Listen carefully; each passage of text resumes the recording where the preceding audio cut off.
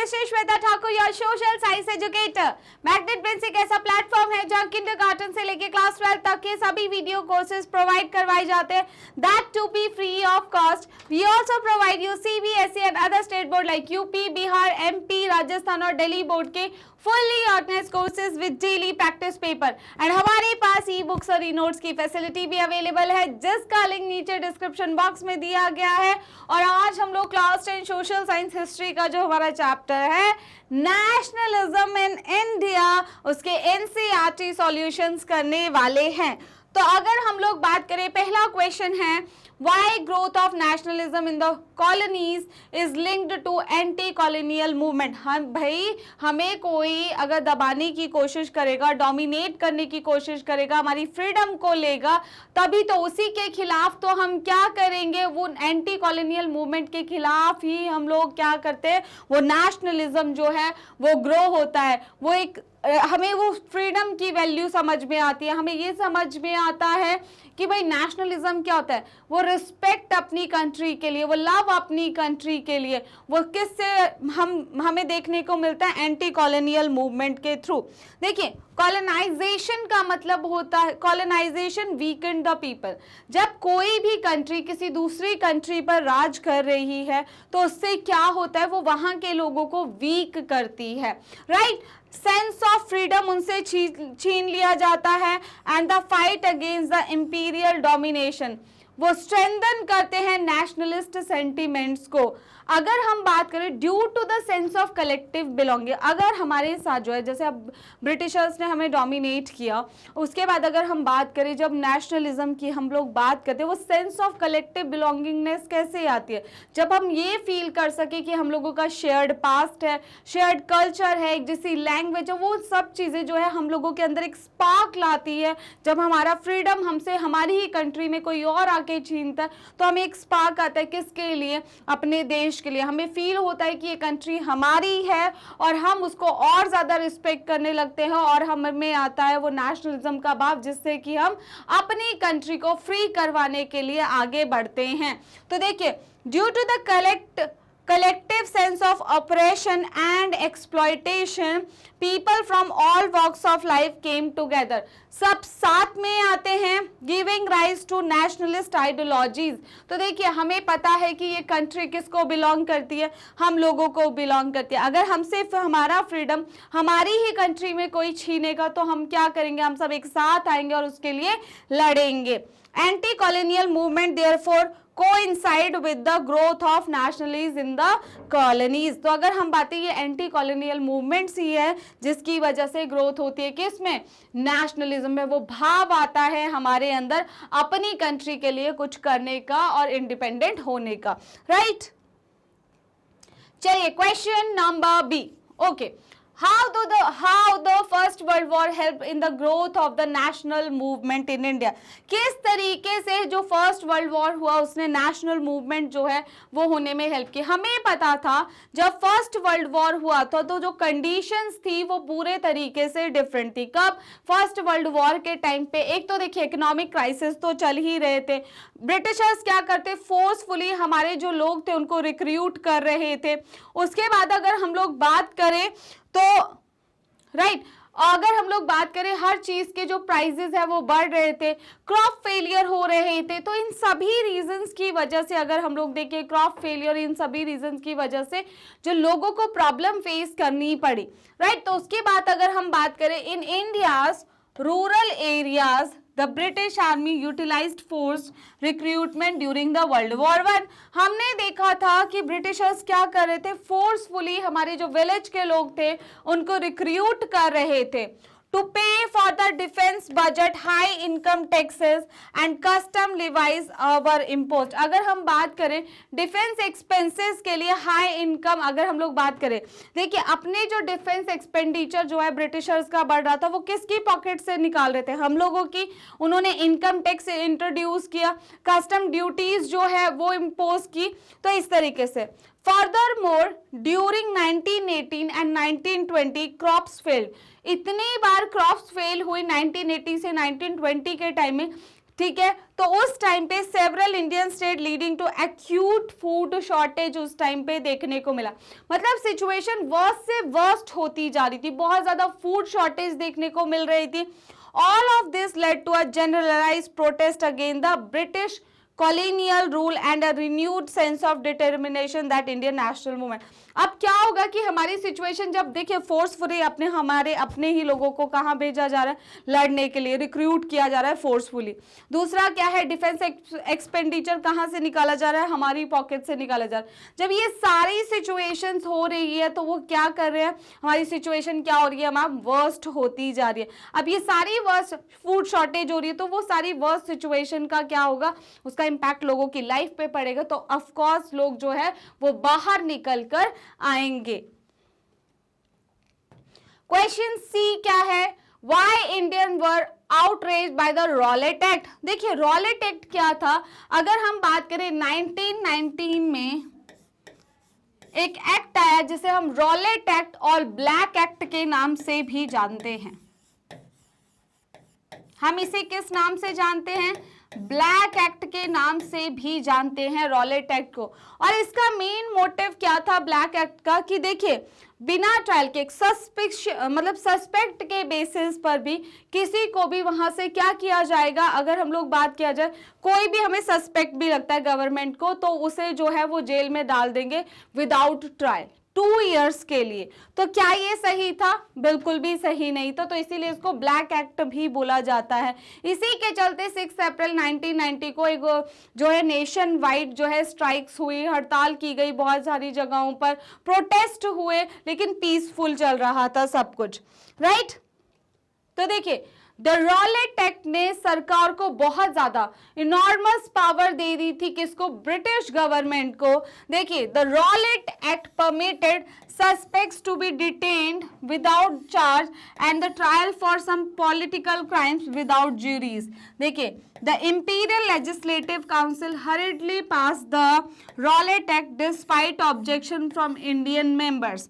और अगर हम बात करें it gave the government right to repress, कोई भी political activities होती है उनको रिप्रेस कर सकते थे, वो दबा सकते थे। देखिए 1914 से 1918 के टाइम पीरियड पे जब फर्स्ट वर्ल्ड वॉर चल रहा था तो ब्रिटिशर्स तो वॉर में बिजी हो गए, तो इस टाइम पे इंडिया में नेशनलिस्ट एक्टिविटीज बहुत ज्यादा ग्रो करने लगी थी। तो उन्हीं एक्टिविटीज को कंट्रोल में करने के लिए जैसे ही वो वर्ल्ड वॉर बंद हुआ तो उन्होंने ये मेजर्स जो है अपनाए। इसकी वजह से गवर्नमेंट को जो है, अगर हम बात करें right to repress the political activity को रिप्रेस करने का राइट मिला, and the capacity to keep political prisoners for 2 years without accusation of trial. देखिए कोई ट्रायल नहीं होगा, आप बिना ट्रायल के 2 साल के लिए जेल में वो है वो सस्पिशियस बेसिस पर ही उस पर्सन को डाल दिया जाएगा। तो इट वाज अ क्या, ब्लैक एक्ट भी इसको बोला गया, और ये था हमारा रॉलेट एक्ट जो 1919 में आया था।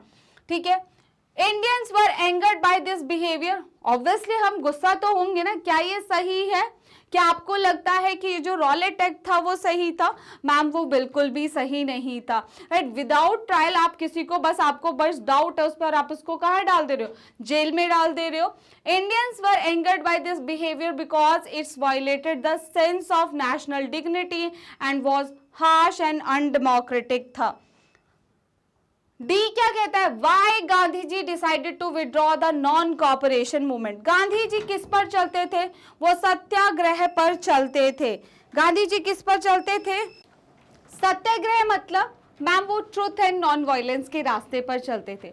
तो क्या हुआ, नॉन कॉपरेशन मूवमेंट सही चल रहा था, लेकिन जब एक बहुत सारे इंसिडेंट्स हुए, लेकिन एक इंसिडेंट चौरी चौरा वाला इंसिडेंट 4 फेब को, जहां पे जो Gandhi ji in the sense की जो अपनी साइड के लोग थे, जो इंडियंस थे, उन्होंने ब्रिटिशर्स के पुलिस स्टेशन में जो है वो आग लगा दी। 22 पुलिसकर्मी जो है उसमें जिंदा जलाए गए। तो उसी इंसिडेंट से उन्हें लगा भाई ये तो वायलेंट होती जा रही है मूवमेंट, और इसके बाद उन्होंने जो है नॉन कॉपरेशन मूवमेंट को कॉल ऑफ कर दिया था। देखिए Gandhi ji decided to end the non-cooperation movement as a result of numerous instances of public violence। बहुत सारे इंसिडेंट्स हो रहे थे पब्लिक वायलेंस के, और गांधी जी पूरे तरीके से इनके खिलाफ थे। Specially the Chauri Chaura episode in 1922 में जो चौरी चौरा एपिसोड हुआ था, where protesters fought the police and set up police station on fire, जहां पे जो प्रोटेस्टर्स थे उन्होंने पुलिस स्टेशन में आग लगा दी। गांधी जी थॉट, गांधी जी ने सोचा that satyagrahis needed to be properly taught in peaceful protest since the people were not yet ready for a mass revolt. Gandhi ji क्या बोल रहे थे कि देखिए ये जो प्रोटेस्टर्स है ना, जो आंदोलनकारी हैं हमारे, वो ये समझ गए थे कि अभी ये रेडी नहीं है, इनको समझ नहीं आ रहा है कि मैं एक तरीके से किस तरीके के डेमोन्स्ट्रेशन की बात कर रहा हूँ। वो कह रहे थे कि हमें पीसफुली करना है। हाँ, गांधी जी हमेशा दो चीजों को ही प्रमोट करते थे, एक ट्रुथ को और एक नॉन वायलेंस को। तो वो पीसफुली जब चीजें नहीं हो रही थी तो गांधी जी को लगा कि अभी प्रोटेस्टर्स जो है वो इस चीज के इसके लिए रेडी नहीं है, और चौरी चौरा इंसिडेंट के बाद जो है उन्होंने इस मूवमेंट को कॉल्ड ऑफ कर दिया। चलिए क्वेश्चन नंबर 2 क्या कहता है, what is mean by the idea of satyagraha. Satyagraha, सत्य मतलब सच, ट्रुथ, ट्रुथ के रास्ते पर चलना, वो क्या है आपका, सच के लिए आग्रह करना, सच के लिए आगे बढ़ना, वो होता है आपका सत्याग्रह। गांधी जी के सत्याग्रह में Gandhi ji truth, non violence and search for truth,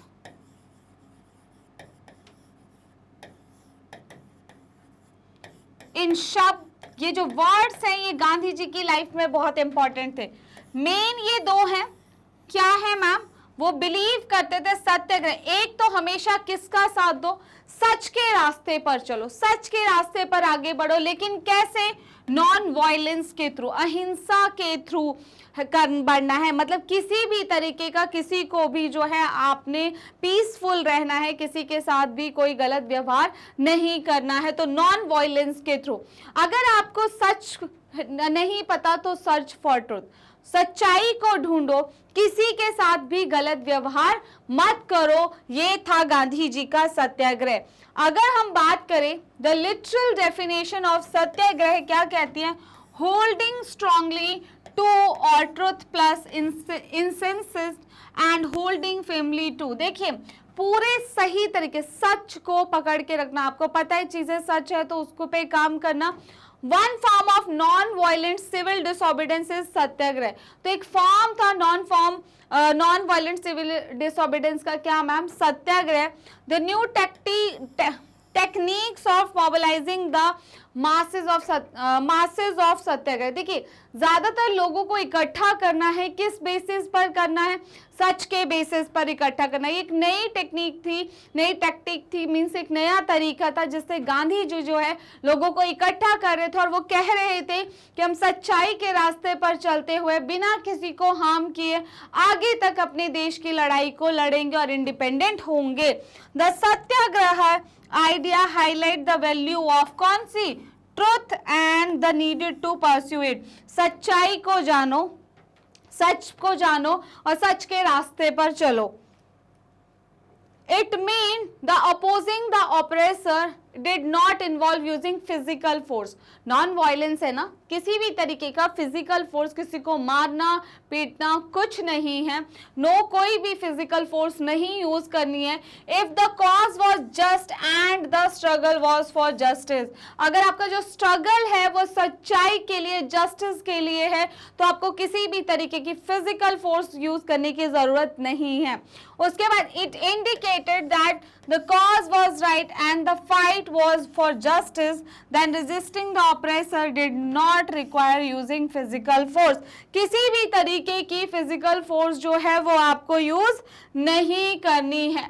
right a newspaper report on, आपको एक न्यूज़पेपर रिपोर्ट लिखनी है किस पे, the Jallianwala Bagh massacre and the Simon commission. चलिए जलियांवाला बाग मैसेकर कब हुआ था, पहले तो डेट बहुत इंपॉर्टेंट है, 13 अप्रैल, ये डेट बहुत इंपॉर्टेंट है। उस टाइम पर लगा था मार्शल लॉ। मार्शल लॉ था, इसका मतलब कोई बड़ी गैदरिंग नहीं हो सकती, कुछ भी नहीं हो सकता, लोग बाहर नहीं निकलेंगे, they need permissions for that. और उसकी जो कमांड है वो दी गई थी जनरल डायर को। अब हमारे जो लोग थे पंजाब अमृतसर में स्पेसिफिकली, वो अनअवेयर थे इसके बारे में कि भाई मार्शल लॉ लगा हुआ है, क्योंकि उस टाइम पे हमारे पास इतने मीन्स ऑफ कम्युनिकेशन तो होते नहीं थे कि उन तक बात पहुंच जाती।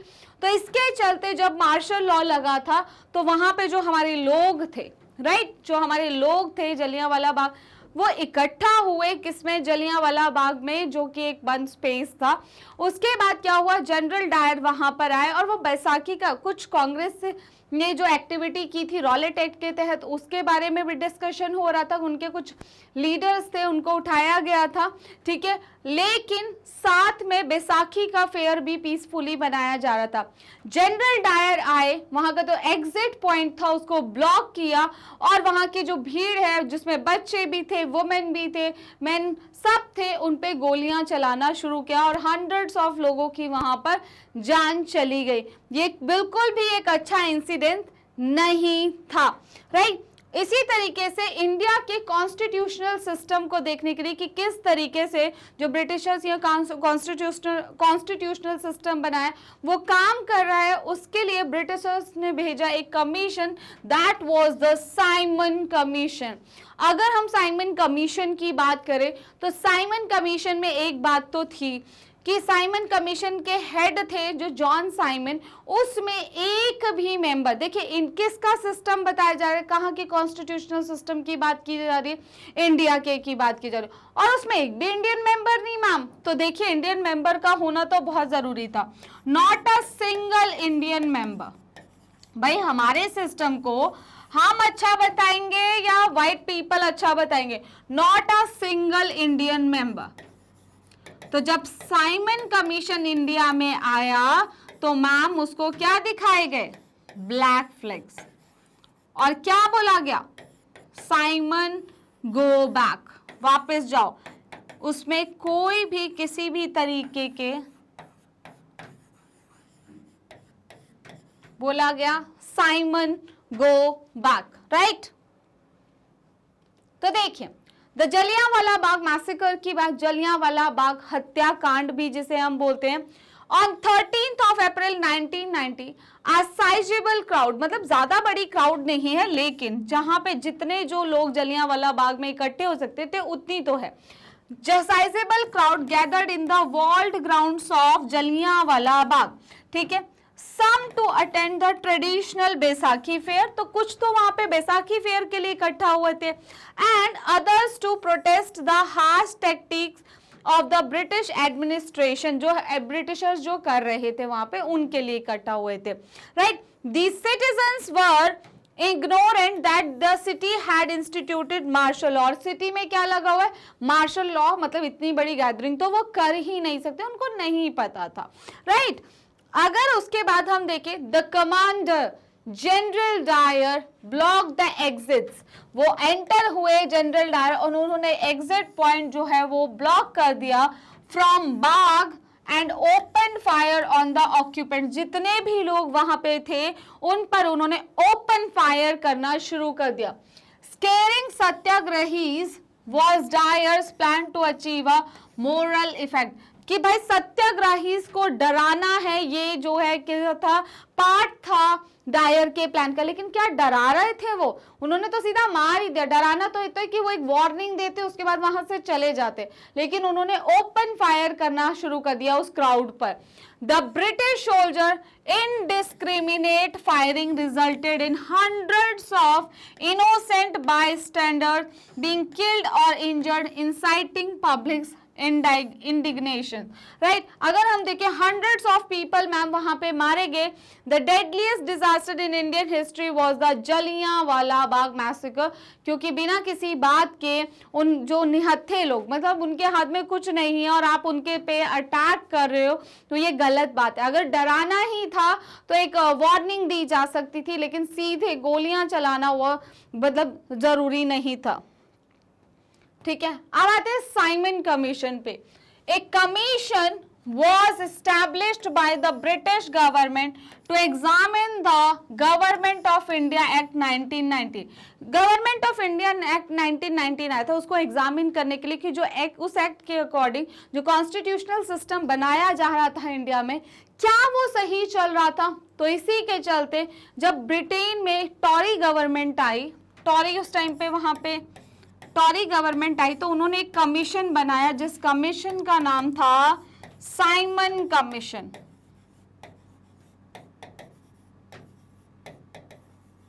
उस कमीशन का क्या नाम था?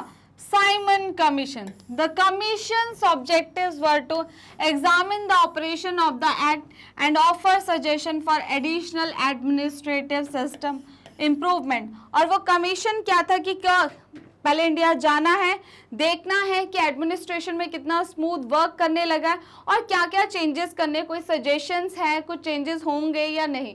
आप देखिए गवर्नमेंट ऑफ इंडिया एक्ट 1919 को देखने के लिए 1927 में वो कमीशन इंडिया तो आ गया, लेकिन उस कमीशन में देखिए इंडिया में कॉन्स्टिट्यूशनल सिस्टम या एडमिनिस्ट्रेशन स्मूथ चल रहा है, ये कौन अच्छे से बता सकता है?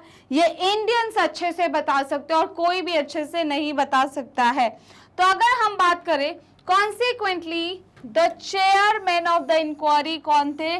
Sir John Simon was named after the commission. Sir John Simon इसके हेड थे, इसीलिए इसको क्या बोलते हैं? साइमन कमीशन बोलते हैं। However, the lack of an Indian member in the commission was a point of contention of Indian nationalists. Indian nationalists क्या बोलते हैं? अरे भाई ये क्या है? इंडिया का एडमिनिस्ट्रेशन की बात हो रही है, कॉन्स्टिट्यूशनल सिस्टम की बात हो रही है, not a single Indian member. तो यही एक प्रॉब्लम बनी and consequently the Simon Commission was met with the cry go back its arrival in India in 1928। जब 1928 में 1927 में कमीशन फॉर्म हो गया था, 1928 में इंडिया आ गया था, तो उस टाइम पीरियड पे लोगों ने उनको एक ब्लैक फ्लैग्स दिखाया और बोला साइमन गो बैक, वापस जाओ, हमें जरूरत नहीं है तुम्हारी, क्योंकि उसमें इंडियन मेंबर नहीं है, तो क्या मतलब है। Representative from the Muslim League and the Congress among other parties attended the debate। दोनों साइड से जो लोग थे वहां पे थे, मुस्लिम लीग की साइड से भी थे और कांग्रेस की साइड से भी थे। आपको पता है जब हमारे लाला लाजपत राय, जब साइमन कमीशन जो है पहुंचा, तो जब लाला लाजपत राय लाहौर में उसका जो वो कर रहे थे कि क्यों आए हो, मतलब साइमन गो बैक के नारे लगा रहे थे, तो एक लाठी चार्ज किया गया पुलिस के द्वारा और उसमें जो हमारे लाला लाजपत राय थे उनकी डेथ हो गई थी। राइट। क्वेश्चन नंबर 4 क्या कहता है? Compare the images of Bharat Mata in this chapter with the image of Germania in chapter 1। दो इमेजेस हैं, एक इमेज किसकी है? भारत माता की, और एक जर्मन को मतलब रिप्रेजेंट करते हुए एक इमेज थी जिसे हम बोलते थे जर्मेनिया। देखिए एक सेंस ऑफ नेशनलिज्म की लाने के लिए, वो सेंस ऑफ कलेक्टिव बिलोंगिंगनेस लाने के लिए हमारी कंट्री ने पोर्ट्रे किया, हमारी कंट्री के लोगों ने, लीडर्स ने पोर्ट्रे किया कि इंडिया को हम किस नज़र से देखने लगे, एक माँ के रूप में देखने लगे, और उसको हमने नाम दिया भारत माता। सिमिलरली जर्मन में भी जो है जर्मन को एज अ एक फीमेल फिगर के रूप में और उसे नाम दिया गया जर्मेनिया। ये देखिए रियल में तो एग्जिस्ट नहीं करते हैं, लेकिन वो एक स्पार्क लाने के लिए लोगों में हम लोग इन चीज़ों का यूज़ किया गया। तो देखिए द इमेज ऑफ भारत माता was the symbol of Indian nation. तो हम जैसे ही भारत माता की बात आती है तो हम क्या बोलते हैं? भारत माता की जय। We have that spark inside, एक वो हमारे अंदर है भी और वो बाहर आ जाता है एकदम से, क्योंकि हम किसकी बात करें? हम अपनी मदर लैंड की बात करें, हम ये मानते हैं। Right. While the image of Germania was the symbol of German nation, तो जैसे ही जर्मन लोगों के मुंह पे क्या नाम है? जर्मेनिया, तो उनको भी क्या लगेगा? हाँ भाई हमारी कंट्री की बात हो रही है। राइट। तो वो भी उसको उसी तरीके से देखते हैं। द इमेज ऑफ भारत माता was painted bye Abanindranath Tagore in the year 1905, while the image of Germania was painted by Philip Wyatt in 1848. Right. In the picture of Bharat Mata की पिक्चर में the mother figure is shown as dispensing learning food and clothing. Bharat माता जो है अगर देखा जाए the rosary in one hand, एक हाथ में माला है उनके, ठीक है, hand emphasis her ascetic quality, मतलब एक संत की तरह उन्हें बहुत प्योर वे में जो है शो किया गया, एक हाथ में माला है, एक हाथ में फूड है. While in picture of Germania में देखा जाए तो जर्मेनिया इज शोन कैरिंग, उनके एक हाथ में स्वॉर्ड है in one hand and flag in another hand. तो एक हाथ में क्या है, स्वॉर्ड है, तलवार है, मतलब वो वुमेन को एक पावरफुल वुमेन के फॉर्म में उनको दिखाया गया. और हमारे में अगर देखा जाए तो भारत माता को जो अवेंद्रनाथ टैगोर ने बनाया उसमें एक पीसफुल सोल के रूप में उन्हें दिखाया गया है. राइट, भारत माता इज शोन एज काम, मैंने बताया था ना, कंपोज, डिवाइन, स्पिरिचुअल, एक आध्यात्मिक तौर पे उनको दिखाया गया गॉडेस की फॉर्म में. गॉडेस नॉट दैट फॉर्म, लेकिन हाँ एक बहुत काम है, डिवाइन है, उनको देख के एक पॉजिटिव वाइफ जो है आती है. Female figure while Germania is shown as a brave and courageous figure के रूप में दिखाया गया, क्योंकि उनके हाथ में क्या है, स्वॉर्ड है.